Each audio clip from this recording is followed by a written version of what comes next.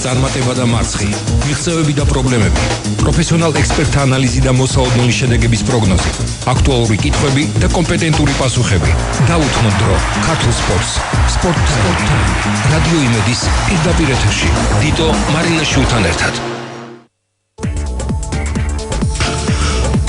საამშვიდობის ძვირფასო მეგობრებო, ჩვენი ტრადიციული სპორტული ტოქ-შოუ სპორტაივი და კარგი ხანია სხვადასხვის ალბათ ამას სხვადასხვის ჩემი მსმენელის ახლობლების ითხოვს თუ რატომ აი ეს საფეხბურთო საღამოს არა აბსოლუტურად არ უგანებ უბრალოდ იყო რიგ ობიექტურ სუბიექტურ მიზეზთა გამო იყო რაღაც პერიოდი ამერიდან ბუნებრივია ჩვენ პერიოდულად შემოგთავაზებთ როგორ შეიძლება ხა ქართული კაცი ფეხბურთის და საერთოდ სპორტის კომაკი ხა ვარგა არ ვარგა ეს სხვა საკითხია საქართველოში ხა ვინც არ უნდა ეცადოს ის ნომერი პირველი სახეობა ამას ეს უკვე ასე ვთქვათ გენეტიკურ კოდში გვაქვს და ეხლა ჩემთვის დღევანდელი გადაცემა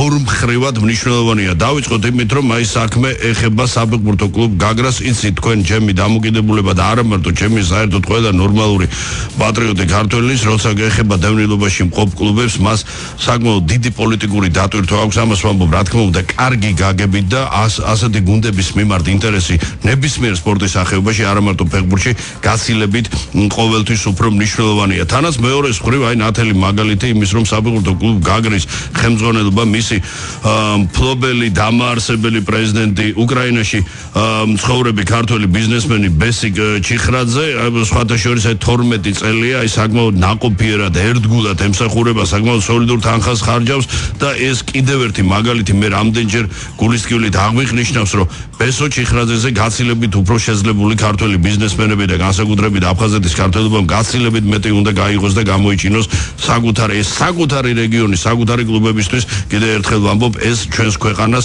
საერთაშორისო სარბიელზე მეტად ჭირდება და ასეთ მდგომარეობაში მყოფი გუნდი მე არ შეიძლება არ აღვნიშნო გუნდის დირექტორი გოდერძი ჩიხრაძე საკმაოდ კეთილშობილი კაცი აღმასრულებელი დირექტორი მიშა აფხაზავა და საკმაოდ ისეთი მონოლითური ასე ერთი ოჯახი ერთ მუშტად შეკრული კოლექტივი და სულ რაღაც 24 საათის წინ გაგრამ შეასრულა მიმდინარე სეზონში პროგრამა მინიმუმი და გუნდმა გაინაღდა მეორე ადგილი პირველ ლიგაში რაც იმის მანიშნებელია რომ ეს გახლავთ მოუწედებად მიმდინარე პირველობა ასე თქვა გარდამავალი ეტაპი პრო ლიგა 2 ყალიბდება იგივე თუგნებად პირველი ლიგის მოდერნიზებული ვარიანტი და გაისად უკვე პრო ლიგა 2-ში 10 გუნდი ასპარეზებს და მათ შორის უკვე გარანტირებული ადგილი საფეხბურთო კლუბ გაგრას და ჩვენი დღევანდელი გაცემა სწორედ ეძღვნება აღნიშნულ გუნდს და ასევე ინტერესმოკლებული არ იქნება ბუნებრივია რათა ქართული კომაკებმა შეიტყონ გაგრის თავარი მსვლელი გახლავთ საკმაოდ ცნობილი გამოცდილი უკრაინელი სპეციალისტი ჩვენი დიდი მეგობარი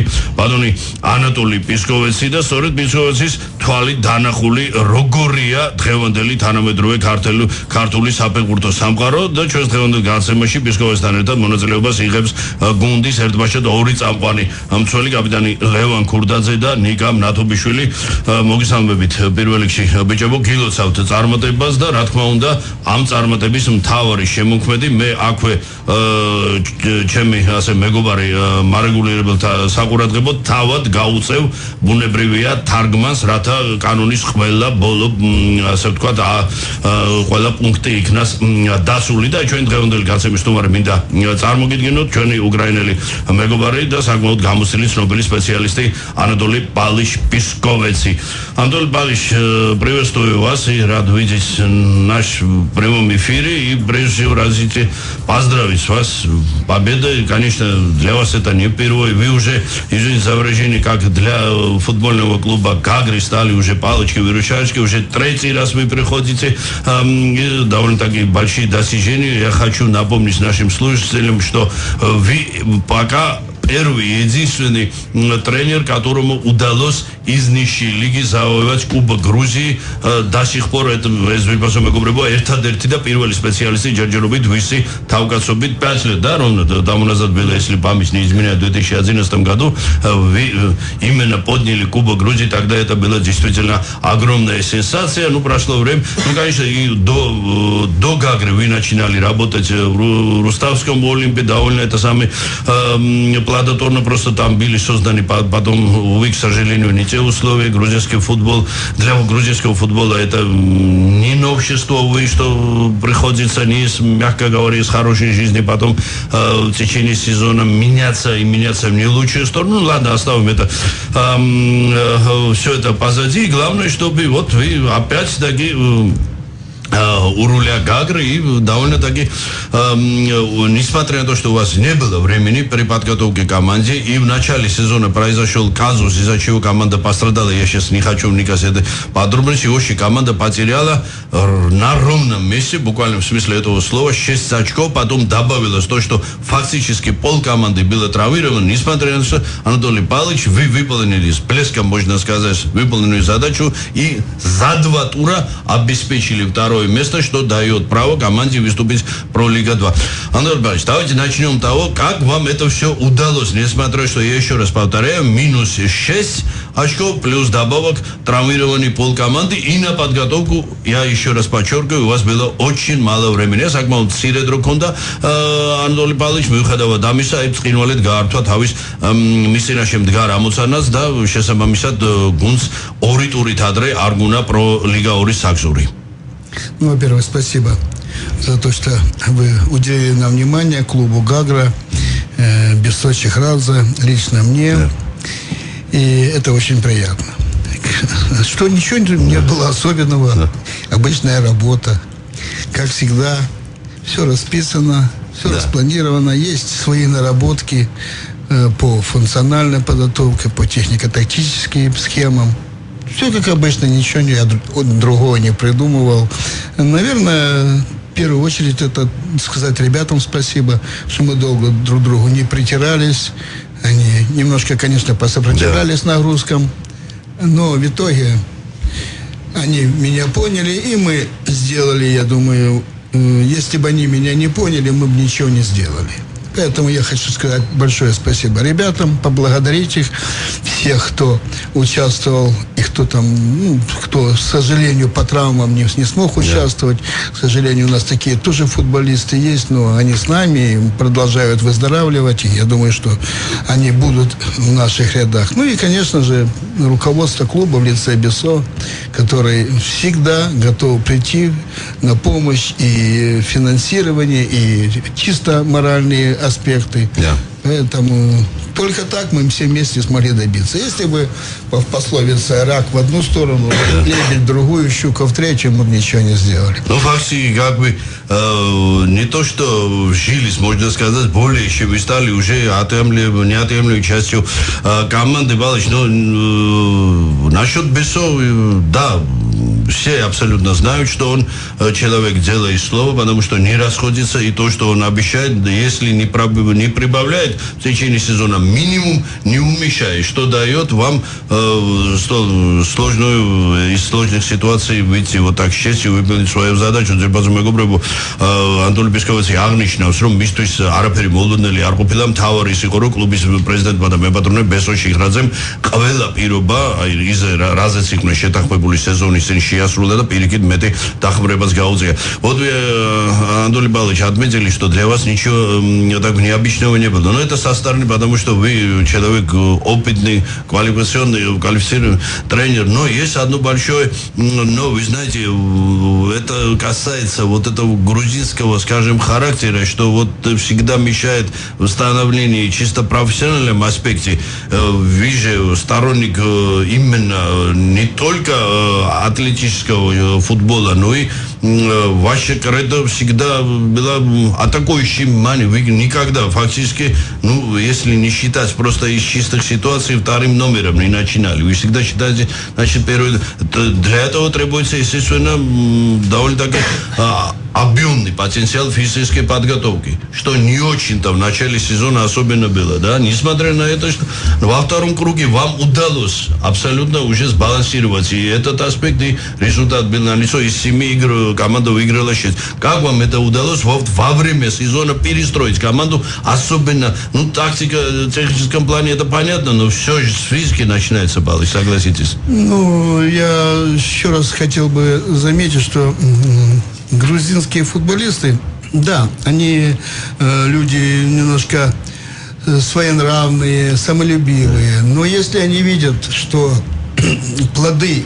Ну, извините, чуть-чуть линоватые, да, можно сказать, ну, не без этого, не любят. Ну, вы знаете, еще, вы помните, еще с вашей юности, не любит вот грузин бегать, понимаете? Вот ну, грузинского футболиста... Нет, давайте так, давайте, не любят, не о том и совсем. Нет, они любят, когда они видят, что есть толк. Что есть толк, и они получают, на каждой установке вот сидят футболисты, они подтвердят. Я всегда говорю на установке перед игрой, получите кайф. Да. Балдейте от футбола, получите удовольствие. Не в тягость, а не в богату, она должна удовольствие. Удовольствие это без победы быть не может, оно должно быть в комплексе. Получите удовольствие, играйте каждый правильно. И самоотверженно, и самоотдачей. И у каждого есть своя работа на футбольном поле. У нас нет хаоса. То есть каждый футболист знает свой маневр во время обороны, во время атаки, во время перехода от атаки к обороне или в контратаку. Вот это важно. А это ежедневный труд, это ежедневная доска футбольная, это ежедневно на макете. Если бывает такое, что за руки их водишь по футбольному полю без мяча, и они терпят, потому что они понимают, что это надо. И вот то, что вы говорите, да, просто времени там прошло первый круг, мы что-то наиграли, что-то уже сыгрались там, что-то ребята понимали, что недопонимали. Потом у нас был перерыв, потом у нас были эти 10-дневные циклы междуигровые. Мы их очень плодотворно проводили, причем ребята, я должен сказать, снова им спасибо. Они во время жары шли на то, что мы тренировались по 2 тренировки в день.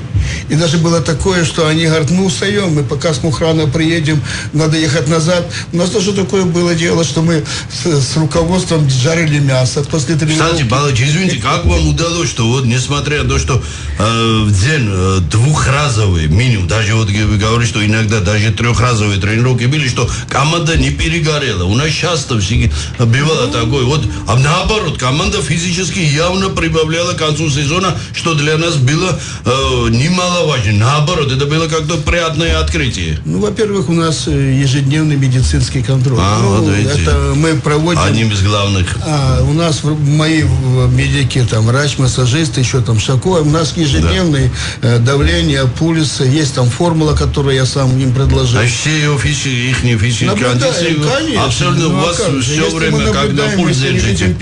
Видим перегрузку, мы этим людям, или кому-то конкретно, или всей команде сбавляем, даем какое-то такое, ну, будем говорить, развлекательное занятие, ну, чтобы какой-то снять нагрузку эту. Поэтому это все контрольно.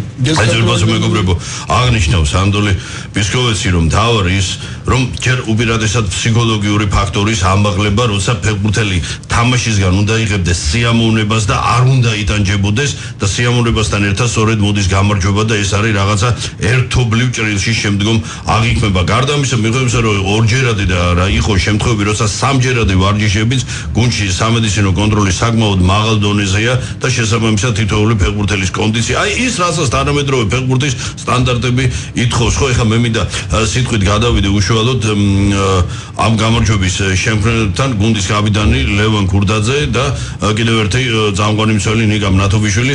ლევან, მე მინდა უპირატესად მოგილოცოთ ეს გამარჯვება. მე აღვნიშნე რომ საკმაოდ რთული მდგომარეობიდან მოახერხეთ თავის დაძვნა და აი ხო მეთანხმებით, ხო, ყოველ შემთხვევაში მე ხარ როგორც ასე ვთქვათ ობივა წელს თუ მეჩვენებოდა თუ არ მეჩვენებოდა ის რომ გუნდმა ფიზიკურად მეორე წრეში მოუმატა და აი სეზონის საერთოდ ჩვენთან პირიქით ხდება, ხო, ვიწყებთ რიხით და მე ვიხჩობით, ხო, მე გვეცება ეს, მაგრამ აქ ეხა პირიქით იყო თქვენთან იცი და შედეგიც უშუალოდ მოვიდა, აი და თამაშის ხარისხიც გაიზარდა ფიზიკური კონდიციების გაზი, მიუხედავად ისა, რომ მთელი სეზონი გუნდს ტრავმების სერია. თქვენს მოგიწიათ სხვა შორის ტრავმის გამო, ნუ ნიკაზე აღარ ვლაპარაკობთ, თქვენ მოგიწიათ კიდევ რამდენიმე მნიშვნელოვანი შეხვედრის გამოტოვება, ხო? დიდი მადლობა მოლოსისთვის. ნამდვილად იყო ბევრი დაძაბულობა იყო, თავიდან ცოტა პრობლემები იყო, მაგრამ გუნდმა ერთად დგომით ყველაფერი შევძელით, წვრთნელის დავალებები შევასრულეთ. ხო და რა ვიცი, მივახციეთ ჩვენსაც რაც ჰქონდა მინიმუმი დასახული მეორე ადგილზე და გავედით და გადავედით პროორში. და უშუალოდ თვითონ ელოდით რომ ასეთი მძიმე სეზონი იქნებოდა, იმიტომ რომ ეხა გაგრისთვის იცით ეს გარდამავალი გარიგნულად თვითონ შემადგენლობის კომპლექტაციიდან გამომდინარე ჩანდა რომ თითქოს არ უნდა ყოფილიყო პრობლემა. ნუ იმ 6 გოლას რო შევეშვათ თქვა. კი, თავიდან ველოდით რომ ადვილად ყველაფერი იქნებოდა, მივახცევდით, კაი გუნდი შეიკრა, წვრთნელები ყველაფერი ხელს გვიწყობდა, მაგრამ მე 6 გოლი დავაკლეს. ცოტა პრობლემები შეექნება. მაგრამ ტრაუმები მე სერია მთელი მქონდა ბევრი და არა გადავლახეთ ყველაფერი და მივაღწიეთ. ლევონ, არ შეიძლება არ გითხოთ, მე მესმის რომ ეს იცით მსვლელის პრეროგატივა, მაგრამ როგორც კაპიტანს ასევე თქვენ გაქვთ თქვენი ხედვა და უფლებაც, აი რამდენად საჭიროებს გუნდი ეხლა ისე ზოგადად მე კონკრეტულ ციფრს არ ვასახელებ და რაოდენობას მოთამაშეების, რომ გუნდმა აი განაგრძოს ეს აღმასვლა და დასახული მიზანი უკვე მომავალ სეზონში იქნება პროერთში, ანუ უკვე უმაღლეს ლიგაში გადასვლა, მაგრამ თუ გავითვალისწინებთ რომ იქ მხოლოდ 10 გუნდი ითამაშებს და იქნება ძალიან დიდი კონკურენცია, ხო? აი თქვენი აზრით რა პროცენტი შეიძლება აი ზოგადად საჭიროებს გუნდი გადახალისებას და ასე ვთქვათ ახალი სისხლის დამატებას? კი, ჩემი აზრით აუცილებელიც არის ეს ყველაფერი, იმიტომ რომ კონკურენცია იქნება ბევრად მაღალი და უფრო დიდი, პროში კარგი გუნდები არიან, უმაღლესი ლიგიდანაც გავარდნები, რომელიც გაძლიერდებიან ისინი და ჩვენს დაგვჭირდება გაძლიერება 2-3 პოზიციაზე ალბათ მოიპოვნა თვითონ მოელაპარაკე მე სამწუხაროდ შტაბი და გადაწყვიტავენ ვინ დაგვჭირდება და უნდა აღინიშნოს რომ უაღრესად ახალგაზრდული გუნდია, ნუ თუ არ ჩავთვლით ერთადერთი ისის თქვენი ამპლუის მცველი გიორგი ტყეშელაშვილი, ნუ ვედერანი მცველი 26 წელი არის მაქსიმალური ასაკი მოთამაშეების, რაც იმის მანიშნებელია, რომ აი რო იტყვია საუკეთესო ასაკით ხვდებიან, ანუ ისო ფიზიკური კონდიციებიდან ნიკამ ნათობიშვილი, ნიკუშა ჩემი უმცროსი მეგობარი გახლავთ, ასეთი უიღბლო სპორტსმენი მე ელემენტარულად არ მინახავს და მაგრამ არანორმალურად საოცრად მებრძოლი ადამიანი, რომელმაც დაძლია უმძიმესი ურთულესი ტრავმების მთელი სერია, დაიწყო სეზონი, ჩადგა ფორმაში და შემდგომ კიდევ რაღაც პრობლემა შეექმნა ჯანმრთელობასთან, თუმცა ნიკა არ ცილდება გუნდს, ნიკა ახლა რა მდგომარეობა მოდი დავიწყოთ აქედან, იმიტომ რომ მე მინდა შენს მოგილოს, იმიტომ რომ შენს არანაკლები წვლილი მიგიწვეს, იმიტომ რომ შენ მორალურად, ფსიქოლოგიურად და ფიზიკურადაც გუნდის გვერდით იყავი იმ პერიოდის შემდეგ რაც აღარ გითამაშია და არანაირი ნაკლები დამსახურება, ლევანი დამეთანხმება ასეა ხო როგორც კაპიტანი და ახლა როგორ ვზნობ თავს რა მდგომარეობაა? პირველ რიგში მოგესალმებით, მივესალმები ყველას, მადლობა მოვლოცისთვის და ყველას მეც მიუვლოცავ ჩემ გუნდს და ყველა ფეხბურთელს და სამწუხაროდ შტაბს რა თქმა უნდა დიდი გამარჯვებისთვის.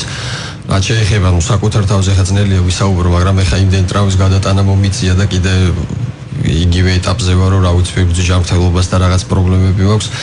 მაგრამ არ ვიცი ხა მიახლოებით რამდენი დრო დაჭირდება ამ პერიოდი ზუსტად არ ვიცი. მაგრამ ეს მომავალი სეზონისთვის უნდა მოვასწრო ჩადგომა ხო, იმიტომ რომ ეხა დრო გვაქვს.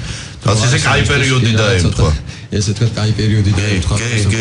სეზონი დამთავრდა, არც პლეი-ოფი, არაფერი. პერიოდი მაქვს იმისთვის რომ გამოჯამრთელდა და ისევ დაუბრუნდა რა თქმა უნდა მწვანე მინდორ. და ისე განეგლოთ ხნედ, ანუ მე მხედველობაში მაგ თვითონ ის სათამაშო ტრავმები რაც იყო, ყველაფერი უკან დარჩა აბსოლუტურად არანაირი რეციდივი საბედნიერო და ის არაფერი არ გააჩნია. და ლევონი ალბათ ამეთანხმება რომ ვიცი რომ გუნდი ხელმძღვანელობას და თქვენს ყველა ძალიან უჭერდეს ყველაზე დიდ მნიშვნელობას, იმიტომ რომ ეს არის ერთი ოჯახი და ყველა ამ ოჯახისევრები მხარს, ხო? კი, აუცილებლად ყველა ერთად ვართ შეკრული გუნდი ვარ და ყველა ერთმანეთის მხარდამხევრად ყველაფერში რაც არ უნდა დაჭირდეს ჩვენს ნებისმიერ гунდას. Кайхарет, კიდე დაუბრუნდები. Антон Павлович, у нас одна маленькая такая рекламная срезка, и после этого, конечно, я не могу, конечно, упустить такой шанс, не воспользоваться с вашим присутствием нашей передачи и не спросить ваше мнение такого массивного, опытного украинского специалиста. Все-таки со стороны, вы знаете, с одной стороны, как и специалиста, со стороны вы не сторона, скажем, и вы довольно объективно оцените нынешнее положение грузинского футбола, который не оставляет, мягко говоря, желать ничего. Но все-таки профессиональный взгляд и ваше слово дорогого стоит. Моглет Анатолий Песковичтан да საბურთო გაბრის სამყარო მცველებთან კაპიტან ლევან ქურდაძესთან და ნიკა მნადობიშვილთან ერთად ჩვენი სარეკლამო ჭრის შემდეგ დავბრუნდებით. დაუთმოთ დრო ქართულ სპორტს. სპორტ ტაიმი. რადიო იმედის პირდაპირ ეთერში. დიტო მარინაშვილთან ერთად. ვაგზელებთ ძვირფასო მეგობრებო, ჩვენს დღევანდელ გაცემას კიდევ ერთხელ შეასწავლეთ მოკლედ, რომ ჩვენ დღევანდელი გაცემის სტუმრები გახლავა საფეხბურთო კლუბ გაგრას მთავარი მსვლელი, ცნობილი გამოსილი უკრაინელი სპეციალისტი ანატოლი პისკოვიცი და კლუბის სამყარო მცველები გუნდის კაპიტანი ლევან ქურდაძე და ნიკა მნათობიშვილი. კიდევ ერთხელ შეასწავლეთ ასე მარეგულირებელთა საყურადღებოდ, რომ ჩვენი დღევანდელი გაცემის სტუმართა შორის ანატოლი პისკოვიცთან ბუნებრივია მიმდინარეობს საუბარი რუსულ ენაზე და თარგმანს თქვენი მორჩილი ახორციელებს, ასე რომ აქ უკლებრივ ყველა რეგულაციის მიხედვით გათვალისწინებული კანონი დაცული გახლავთ. და Анатолий Павлович, когда мы планировали нашу передачу, не то что планировали, уже была решена, еще не была проведена игра Грузия с Молдавией. Я к чему говорю, что, вы знаете, это грузинский, вроде как это привыкли, вы понимаете, в Грузии уже, ну, последние вот привыкли проигрышем, уже какое-то нихилистское состояние, но вот после того, как сборная Грузии в отборочном цикле Мундиала провел две, мягко скажем, не очень плохие игры в гостях Британии, была надежда, что тем более приезжает аутсайдер, так, глубокий аутсайдер Молдавия, пусть не обижают наши молдавские друзья, но Молдавия футбол, ну, все-таки всегда оставляла желать лучшего, тем более не было полкоманды, если не считать ихнего лидера этого Гаскана, и представляете, ничья, и Грузия заканчивает 2016 год, и нынешний отборочный цикл уже привычным для него Месси предпоследним и опять без выигрыша. Ну, Павлович, это уже становится закономерностью. Анатолий Павлович, вот давайте начнем того, вот вы уже почти 10 лет, как уже и в молодости знали хорошо грузинский футбол, для вас это не впервые. Но вот как специалист, как тренер, вы уже в Грузии, уже с работой грузинскими командами абсолютно знаете уже все детали, уже за 10 лет у вас, естественно, сформировалось уже реальное такое, да, можно сказать, мнение, создалось мнение. В чем наши проблемы? Вот давайте начнем. Вообще, как вы оцениваете нынешнее положение? Потому что опять с выступлением сборной, вот сегодня, кстати, 19-летние закончили молодежный турнир. Что вы думаете? Без гола, без очка команда заканчивает общей сложностью забитых пропущенных 0-8. Ну, это уже хуже, чем катастрофа. Я вас понял. Ну, я не люблю и не оцениваю работу тренеров. Это не моя прерогатива, говорит, хороший тренер или плохой тренер. Пусть это делают те люди, которые занимаются обозрением, статистикой и прочими моментами. А что касается самой игры, то, конечно же, во втором тайме была грубая ошибка всей команды, всех игроков, то, что они не начали нагнетать темп, не начали делать длинные передачи, начался обычный квадрат, ну, как бы удержание счета, то есть не было огня. Дома, с молдаванами. Да, не было огня. Да. Это надо признать правду, сказать. Давайте дальше я не буду касаться. Ну, я понимаю вас прекрасно, потому что и сам стыдом, что Мария Максимовна дается субординация. Я понимаю, что это чисто... Нет, я никого не боюсь, я просто уважаю своих коллег. Нет, я об этом и говорю, между прочим, дословно, что вы всегда такой человек счастливый, и вы считаете, что... А что касается самого футбола грузинского, я бы не сказал, что катастрофа, потому что вот я сегодня столкнулся с этим футболом в нашей группе, 9 команд, и ту группу я чуть-чуть знаю, ну не совсем, там, ну, может быть, Рустави, с кем-то мы там играли контрольные игры, хобби, но то, что футбол стал мощнее в первой лиге, это однозначно. Это однозначно, потому что и говорит о том, что наш результат во втором круге 1-0, 1-0, 1-0, там 2-1, все такие достойные соперники, и ни одной не было проходной игрой. Поэтому, все были абсолютно до исключения. Да, очень сильная конкуренция. До последней минуты держал напряжение уже. Да, футбол, вот этот футбол мне понравился. Хотя я в 2011 году, когда мы заняли безоговорочно первое место, Миране за нами, там тоже было в Западной Грузии очень архисложно играть. Ну, мы понимаем, почему болельщики и там и прочие эти, как говорится, горячая кровь. Но сейчас футбол, он был более качественный. Футболисты были более подготовленные. Я вот это однозначно могу сказать, что футбол здесь поднялся по высшей лиге. Я не могу сказать ничего по премьер-лиге, потому что мы играли там всего лишь пару игр контрольных. Я не совсем сталкивался, я не совсем смотрел эти игры, потому что достаточно был очень свой сезон напряженный. Были игры на четвертый день, межигровые циклы были маленькие. А недостатки, я бы сказал, что надо очень быстро уделить внимание это полям. Это полям, да. Это полям, потому что у нас, я могу сказать снова, я говорил когда-то, что я когда еще играл в те 70-е годы, мы доезжали до Лиселидзе, раз там на 10 дней, там в 4-е управление, их все успевали хотя бы хапнуть зеленое поле. Также вокруг Сочи. Мы всегда стремились, тогда не было Турции, тогда была Грузия, там Сочи вокруг, и мы все получали удовольствие удовольствие и пользу большую. Огромное еще с удовольствием всегда приезжали, да? Конечно. Ахаладзе, Леселидзе, это все были. Там по Торпедо Кутаиси, Динамо Тбилиси, Динамо Киев добирался, я тогда в СКА Киев приезжал с Понтяном уже, с Володей. Да, то есть Володя, да. это было что-то. Основа эти футбольные поля, ну как можно в плюс 30, 35, 40 играть на искусственном поле? Это, я считаю, უარგისობა და საშინელება ძირფასო მეგობრებო აღნიშნავს ბადონი ანატოლი ბისკოვიცი და ასევე ხას უსვავს რომ პირველ ლიგაში საგზნობლად იმატა სხვათა შორის ფიზიკურმა მომზადებმაც ხარისხმაც რომ უკვე ნაკლები ასე ვთქვათ თამაშების სადაც ერთგულ ძალიან დიდი უპირატესობა ყველა თამაში თითქმის დიდი ბრძოლით გამოირჩევა რაც ბუნებრივია საერთო тенденция ზრდის შესახებ ამის ყოველ შემთხვევაში перспективას ქმნის бачи что согласитесь что улучшилось судейство вот если взять если так назад так ну, я вам скажу, что я бы не хотел сказать не про судейство, я бы хотел сказать, что я не закончил. Перспективу я вижу, потому что я вижу, по-другому сейчас Федерация футбола стала относиться. Мы не даром разыгрываем вот эти ПРО-1, ПРО-2, ПРО-3, потому что это будет государственная поддержка.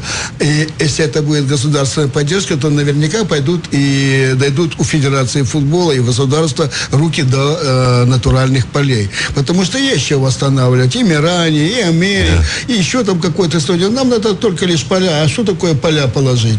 Все остальное мы потихоньку можем доделать. Главное вот это. Вот и настолько хорошо я осведомлены. Помните все абсолютно те поля, которые уже, увы, половину уже их, как уже футбольные поля существовали. Вы знаете, вот если параллель взять, Павлович, вот хочу воспользоваться и спросить, в Украине было что-нибудь такое? Вот вы или видели, или слышали, чтобы вот так футбольные поля в одно в часе превратились, или какие-то строительства, или другие. В общем... Вы знаете, я, к сожалению, могу сказать, что такие моменты и на Украине тоже есть. Даже, да? Бизнес там тоже как-то побеждает, и я знаю, сейчас там, особенно в Западной Украине, на многих полях поставили, да, даже дома жилые. Ну, может быть, сейчас это уже, ну, был такой момент, и тоже увлеклись искусственными полями, считают, что искусственное поле на нем легче. Да, искусственное поле также 8 часов в день терпит нагрузку, больше оно не может и не рекомендуется. Плюс там затраты большущие, крошка зеленая, расчесывать его. Это все деньги, и тоже надо и поливать это поле искусственно. Это не то, что мы немалое удовольствие. Да, мы вчера играли на безобразном поле, ну, что тут говорить, в Боржоме этому полю больше 10 лет, оно не подсыпается, оно не расчесывается, там нечего расчесывать уже. Ну, такова сейчас действительность, мы играем. Ну, какой был грунт, ну, мы терпим. Там и свинчивишь, да, травма без надо говорить правду, потому что если полей не будет, то мастерство футболистов не будет расти.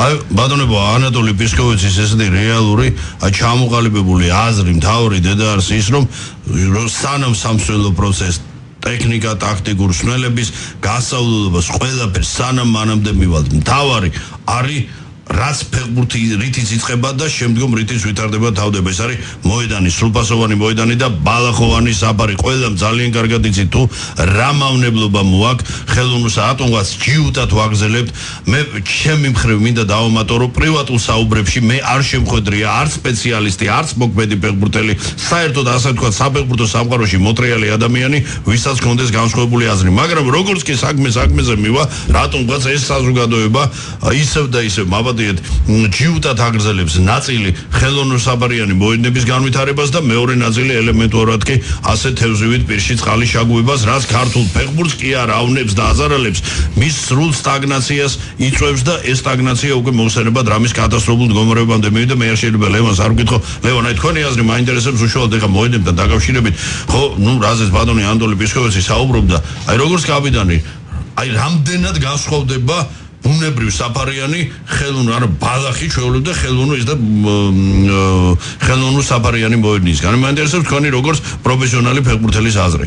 საშინელებაა ხელოვნურ საფარზე თამაში, თან ისეთი ხელოვნური საფარი როგორც საქართველოსია, რა ვიცი, ძალიან დაბალი დონის არის. თან მეთუმეტეს ჩვენ ბალახზე ვარჯიშობთ, თამაშობ და ჩვენთვის რთული არის. აი, მაბატონი, როდის მეცი ცოტა ისეთი უგესწრებო სულელური კითხვა, კომფორტი გიგზნიათ ხელოვნურ საფარზე?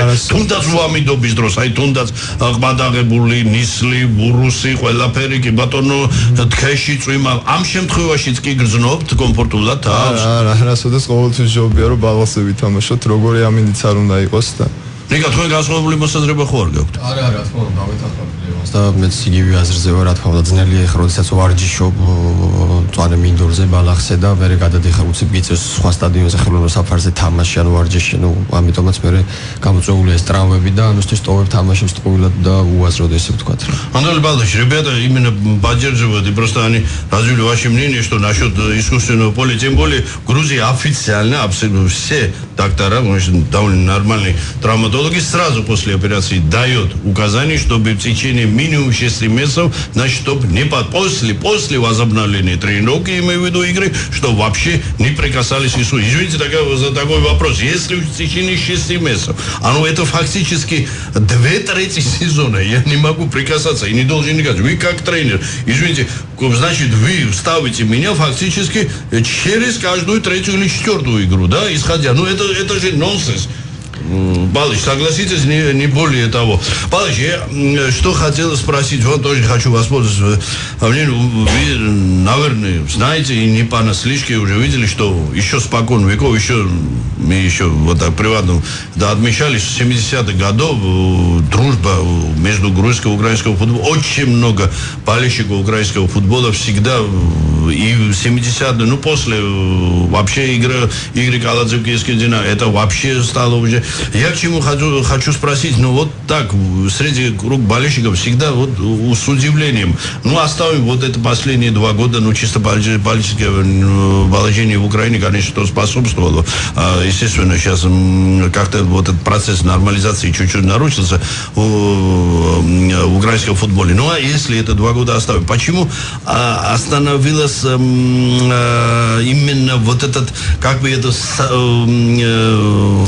точнее выразиться, вот это как бы самородки, если взять, те самые, в конце 70-х, те футболисты, которые играли киевского, не говорю уже киевском, не говоря о Днепре, если мы возьмем Черноморцы, играли в Донецком Шахтере, представляете, таких именно классных игроков сейчас, несмотря что правильно абсолютно идет, да, и методика, и это развитие футбола, но после Шевченко, фактически, едва ли не Шевченко, возьмите хотя бы Ярмоленко, если согласитесь, что ваши молодцы, Ярмоленко вряд ли попал в состав киевского Динамо и даже в дубле.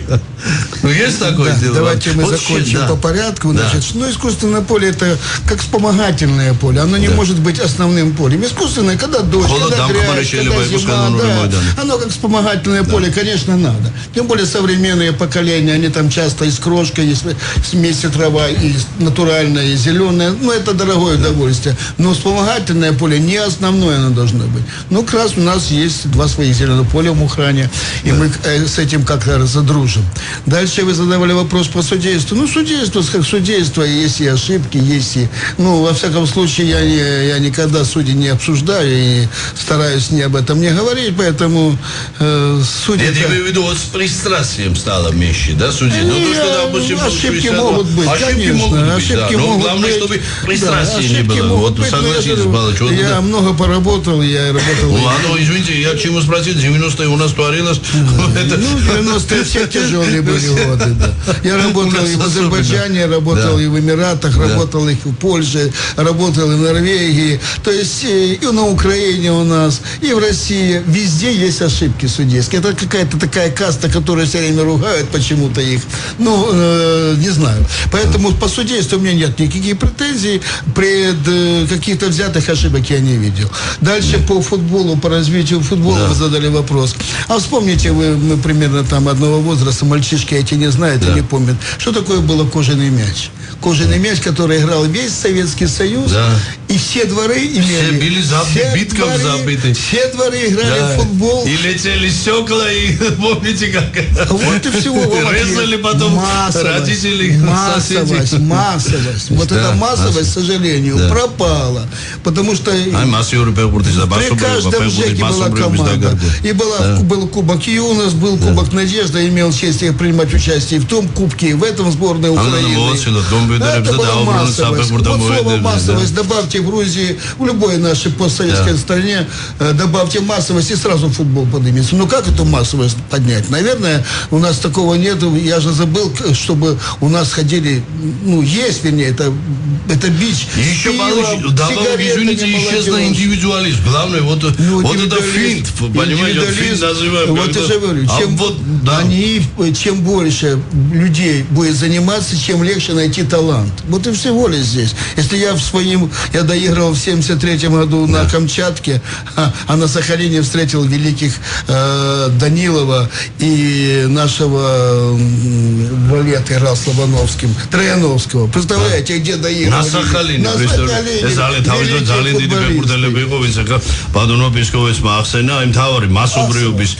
მასობრიობის განვითარება სწორი მიდგომა და მოედნები ეს არის ჩვენი ქვაკუთხედი. К сожалению, наша передача вот уже так быстро полетела, время подошло к концу. Анатолий Павлович, последний вопрос. Когда начинается уже формирование, чтобы это самое для слушателей, болельщиков для Гагры, когда уже, фактически еще через 2 недели официально сезон закончится, команда еще одну игру провести придется. Но вот насчет формирования, как с Бесо договорились? Со вчерашнего дня с Бесо в телефонном режиме, он там сейчас в Кахете находится по своим служебным делам. То есть, в принципе, все вопросы согласованы. Программа рассчитана на 10-15 января начало. Комплектацией буду заниматься уже, наверное, завтра. То есть полное доверие, карт-бланш. Мы с Бесо уже добивались успеха, поэтому у нас есть опыт совместной работы. И если мы входим в новую фазу, то есть Федерация футбола предложила нам новую фазу развития. Это новые фазы Про-1, Про-2, Про-3. Если мы начинаем Про-2, то однозначно только лишь в этом же 2017 году мы ставим задачу Про-1. Высшая лига. Да, Про-1. А если Про-1, то это и комплектация, это и более высокий уровень подготовки, я имею в виду, более он обеспеченный. То есть, наверняка будет сбор и в Турции, и, то есть, как минимум, довольно плодотворную работу предстоит вам пойти до ვისნი, გაზაფხულამდე, რათა ძვირფასო მეგობრებო, გუნდმა, ჩვენ კიდევ ერთხელ მინდა მივუძოთ, იწულება ჩვენი გადაცემის დრო, უსურო წარმატება და выконывать имеды, надеемся на то, что опять с помощью, естественно, владельца клуба Бесо Чихрадзе и руководителей клуба будут все созданы те условия, и все ваши требования будут выполнены, дабы команда подошла к новому сезону той кондиции, имею в виду так и физические кондиции, так и комплектование и формирование состава, чтобы команда буквально напрямик вошла и вернулась в высшую лигу. И я хочу пожелать самого наилучшего. Творчески довольно, именно вы творчески подходите к вашей работе, и этого хочу еще особенно отметить. Почему წარმატება მინდა გისურვოთ და წარმატებები წინ ურთულესი სეზონი გოლის თაორია ჯამთელად მივყოფოს ღმერთმა თქვენი თავი და ასე შემართები და ასე ძალიან დიდი რუდუნებით მომავალი სეზონისთვის. კიდევ ერთხელ ვამბობ, რომ გაგრას ჩვენთვის ათმაგად მნიშვნელობა აქვს, ძალიან დიდი მნიშვნელობა და საფეხბურთო კლუბ გაგრის დაბრუნება უმაღლეს ლიგაში и последний балыч. Надеемся, может, даст Бог, чтобы нам придется провести наш, если не турнир, то хотя бы товарищеский матч Гагра, Таврия, Симферополь. Это в Гагре и Симферополе под флагами грузинских, украинских флагов. Всего доброго. Всего доброго. წარმატება და მარცხი, მიღწევები და პრობლემები, პროფესიონალ ექსპერტთა ანალიზი და მოსაოდნელი შედეგების პროგნოზი, აქტუალური კითხვები და კომპეტენტური პასუხები. დაუთმო დრო ქართულ სპორტს. სპორტ-ტაიმი. რადიო იმედის პირდაპირ ეთერში. დიტო მარინაშვილთან ერთად.